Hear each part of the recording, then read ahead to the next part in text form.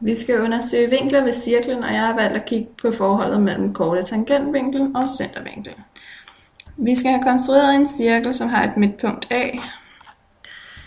Jeg vælger at fjerne punkt B, da jeg ikke skal bruge det til noget.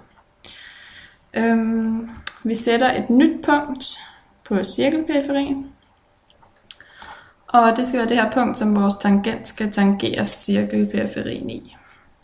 Og det vil sige, at vi klikker på punktet, når vi har valgt tangent, og klikker på cirklen. Så kommer der en tangent frem.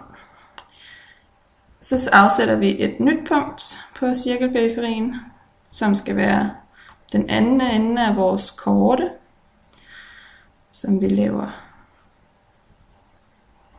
sådan her. Yep. Nu har vi så fået lavet en korte tangentvinkel. Vi afsætter lige et punkt på tangenten, så vi har noget at måle vores korte tangentvinkel ud fra. Og vi klikker på punkterne, og den måler det for os til 37,24.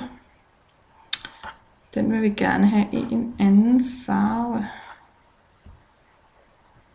Sådan der. Så passer den til vinklen i farve. Og nu skal vi så have konstrueret vores centervinkel, og den har vi jo sådan set punkterne til, så vi skal bare have lavet linjestykker mellem punkterne. Således.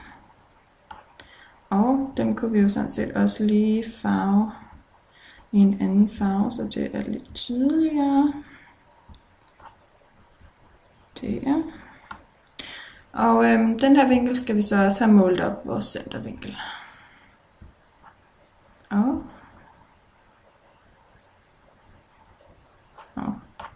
det gør den ikke. Så prøver vi igen.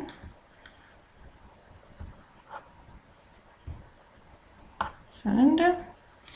Og den vil vi gerne have rød, så den passer til vores vinkelbenfarve.